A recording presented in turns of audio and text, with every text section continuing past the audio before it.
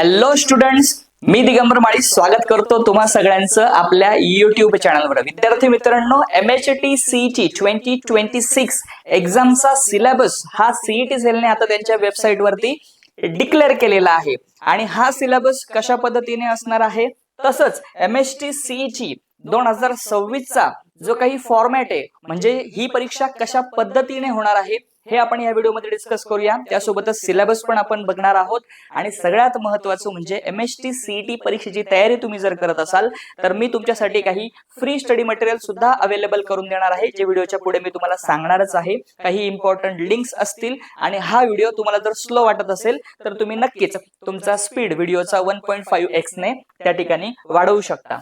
So let us start with the format of MHT CET 2026. ही परीक्षा मुळात तुम्हाला सगळ्यांना माहितीच असेल की या परीक्षेमध्ये तुम्हाला जे काही क्वेश्चन्स विचारले जाणार आहेत ते सर्वच्या सर्व क्वेश्चन्स हे तुमच्या महाराष्ट्र स्टेट बोर्ड, ज्याला आपण SCERT असं म्हणतो, त्या सिलेबस मधलेच क्वेश्चन्स असणार आहेत. बरेच विद्यार्थी मला विचारतात की सर, आम्ही NCERT चे जे काही नीटचे बुक्स असतात किंवा JEE चे जे बुक्स असतात ते आम्ही रेफर करायला पाहिजे का? तर मी इथे तुम्हाला स्ट्रिक्टली सांगेल, काहीही गरज नाहीये. जे आपले क्लास 11 आणि क्लास 12 चे महाराष्ट्र स्टेट बोर्डचे म्हणजेच SCERT चे जे काही बुक्स आहेत ते तुम्हाला रेफर करायचे आहेत, जे तुम्ही तुमच्या बोर्ड एक्झाम साठी रेफर केलेले असतील. त्यातूनच सगळे क्वेश्चन्स तुम्हाला येणार आहेत. क्वेश्चन्स हे जनरली 11वी जर तुम्ही बघितलं तर 11वीचे काही सिलेक्टेड चॅप्टर्स असतात, त्यातून तुम्हाला 20% क्वेश्चन्स येत असतात आणि क्लास 12 चे जे काही सर्व चॅप्टर्स आहेत त्यातून तुम्हाला 80% क्वेश्चन्स हे MHT CET मध्ये येत असतात. एक्झाम्पल द्यायचं झालं तर बायोलॉजीचा जो पेपर असतो त्या बायोलॉजीच्या पेपरमध्ये 100 क्वेश्चन्स असतात.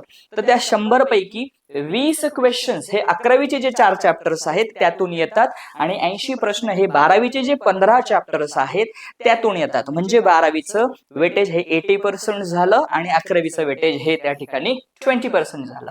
या परीक्षेला कुठल्याही प्रकारची निगेटिव्ह मार्किंग नाहीये, त्याच्यामुळे सर्व क्वेश्चन्स बिनधास्त सोडवायचे, आपला एकही मार्क निगेटिव्ह होणार नाहीये. ही थोडीशी जरा पॉईंट नंबर 4 आणि पॉईंट नंबर 5 हा जो पॉईंट आहे हा अतिशय क्रुशियल पॉईंट आहे.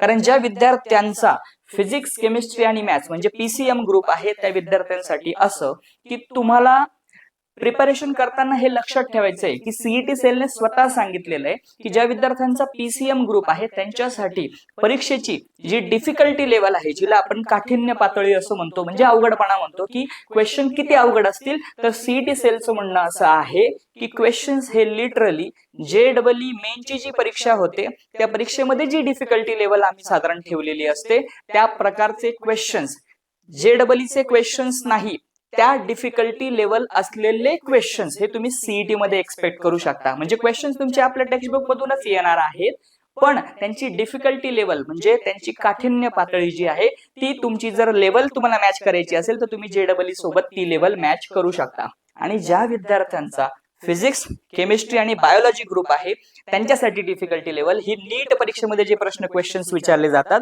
तिथे जे क्वेश्चनची जी डिफिकल्टीनेस असते किंवा काठिण्य पातळी असते, अगदी तशा प्रकारचे डिफिकल्ट क्वेश्चन्स हे तुम्ही सीईटी मध्ये एक्सपेक्ट करू शकता. हे सीईटी सेल स्वतः म्हणते, त्याच्यामुळे प्रिपरेशन करताना व्यवस्थितपणे करा.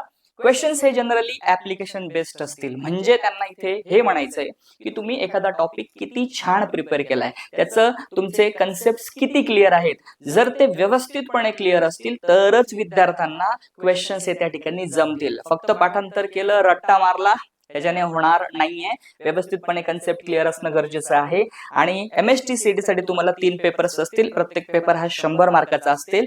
पेपर्स कसे असतील हे आपण पुढे डिस्कसच करूया. आता बघा, सगळ्यात पहिला जो पेपर आहे जो सर्वांसाठी कंपल्सरी असणार आहे, नॉर्मली सीईटीचा पेपर हा शिफ्ट मध्ये होतो.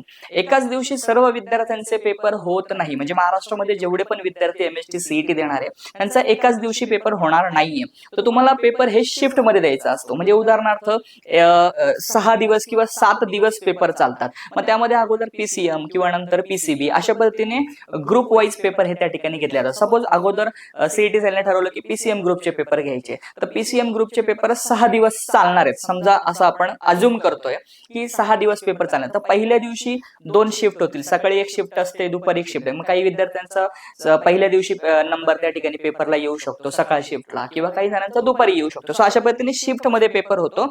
पण प्रत्येक विद्यार्थ्याला फिजिक्स आणि केमिस्ट्री हा जो पहिला पेपर असतो हा कंपल्सरी असतो. जेव्हा एखादा विद्यार्थी एक्झाम द्यायला जातो, जेव्हा तो टेस्ट ऑन करतो किंवा स्टार्ट करतो, तेव्हा सगळ्यात पहिले त्याला फिजिक्स आणि केमिस्ट्रीचा पेपर बघायला मिळतो आणि तो पेपर त्या ठिकाणी त्याला कंबाईन मिळतो. म्हणजे आता ही चॉईस त्याची आहे की त्याला अगोदर फिजिक्सचे क्वेश्चन सॉल्व्ह करायचे का केमिस्ट्रीचे सॉल्व्ह करायचे. ओके, फिजिक्स मध्ये त्याला 11वी मधून 10 आणि 12वी मधून 40 असे टोटल 50 क्वेश्चन्स येतील. प्रत्येक क्वेश्चनला 1 मार्क असणार आहे, राईट. आणि केमिस्ट्री मधून सुद्धा त्याला 11वीचे 10, 12वीचे 40 असे टोटल 50 क्वेश्चन्स येतील. तिथेही त्याला 1 मार्क असणार आहे. इकडचे 50, इकडचे 50, 100 क्वेश्चन्स त्याला सोडवायचे आहे 90 मिनिटांमध्ये, म्हणजे 1.5 तासामध्ये. आणि प्रत्येक क्वेश्चनला 1 मार्क असल्यामुळे फिजिक्स आणि केमिस्ट्री दोघांचे मिळून त्याला 100 मार्क्स असतील. वेळ त्याला मिळणार आहे 90 मिनिटं. 90 मिनिटं संपले की ऑटोमॅटिकली त्याचा जो पेपर आहे तो ज्या लेवलला असेल तो सबमिट होऊन जातो.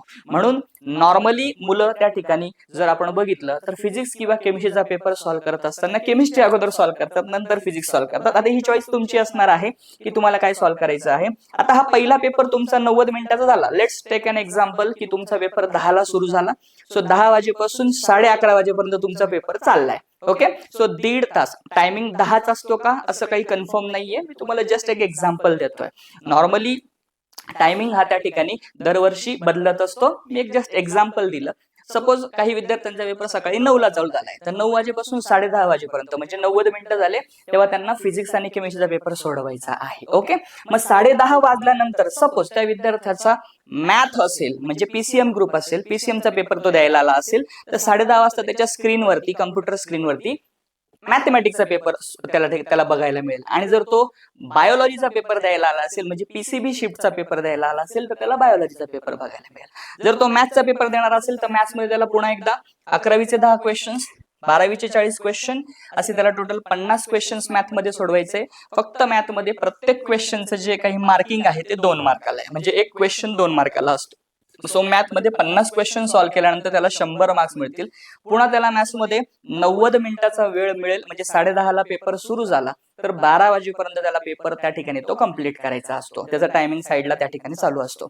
आणि जर विद्यार्थी पीसीबी ग्रुपचे पेपर द्यायला आलेला असेल तर त्याने तिथला फिजिक्स आणि केमिस्ट्रीचा पेपर दिल्यानंतर 10:30 वाजता त्याच्या समोर बायोचा पेपर त्या ठिकाणी स्टार्ट होईल, ज्यामध्ये त्याला 11वीचे 20 क्वेश्चन्स, 12वीचे 80 क्वेश्चन्स, असे टोटल 100 क्वेश्चन सॉल्व्ह करायचे आहे. बायोमध्ये मात्र एका क्वेश्चनला 1च मार्क असतो. सो अशा पद्धतीने त्याला 100 मार्क्स मिळतील. आणि जर त्याने सगळे बरोबर सोडवले तर, आणि वेळ त्याला पुन्हा एकदा 90 मिनिट्स असणार आहे. सो इथे 2 गोष्टी क्लिअर करायचे. पीसीएम ग्रुपचे पेपर वेगळ्या दिवशी होतात, पीसीबी ग्रुपचे पेपर वेगळ्या दिवशी होतात. पीसीएम ग्रुपच्या विद्यार्थ्यांना पहिला पेपर फिजिक्स आणि केमिस्ट्रीचा असेल, दुसरा पेपर मॅथ्सचा असेल. पीसीबी ग्रुपच्या विद्यार्थ्यांना पहिला पेपर फिजिक्स आणि केमिस्ट्रीचा असेल, नंतरचा पेपर बायोलॉजीचा असेल. याच्या संबंधी काही क्वेश्चन्स असतील तर कमेंटमध्ये टाका, मी नक्की उत्तर देईल तुम्हाला. पुढची स्लाइड बघूया की सर तुम्ही आता सांगितलं की 12वीला जेवढे पण चॅप्टर्स आहेत ते सर्व चॅप्टर्स आपल्याला प्रिपेअर करायचे. म्हणजे फॉर एक्झाम्पल समजा आपण बायोचा विचार केला तर बायोमध्ये टोटल 15 चॅप्टर्स आहेत, तर ते 15च्या 15 चॅप्टर्स तुम्हाला प्रिपेअर करायचे आहेत. त्या 15 चॅप्टर्स मधून तुम्हाला 80 क्वेश्चन्स बायोलॉजीच्या पेपरमध्ये असतील. मग उरलेले 20 क्वेश्चन्स कुठून येतील, तर 20 क्वेश्चन 11वीचे काही ठराविक चॅप्टर्स आहेत, सिलेक्टेड चॅप्टर्स आहे प्रत्येक सब्जेक्टला, फिजिक्सला, केमिस्ट्रीला, मॅथला आणि बायोला. त्या चॅप्टर्स मधून ते 20 क्वेश्चन्स जसं बायोला येणार आहेत, तसं तुम्ही जर बघितलं तर फिजिक्सला 10 क्वेश्चन्स येणार आहे, केमिस्ट्रीला 10 क्वेश्चन्स येणार आहे, आणि मॅथला सुद्धा 10 क्वेश्चन्स येणार आहे. बायोलाच फक्त 20 क्वेश्चन्स येतील. सो फिजिक्सला क्लास 11 मधून कोणते चॅप्टर्स प्रिपेअर करायचे त्याची ही लिस्ट आहे. तुम्ही याचा स्क्रीनशॉट काढून घ्या, म्हणजे तुम्हाला नंतर प्रिपरेशन साठी फायदा होईल. सो ही एक लिस्ट आहे 11वीच्या चॅप्टर्सची.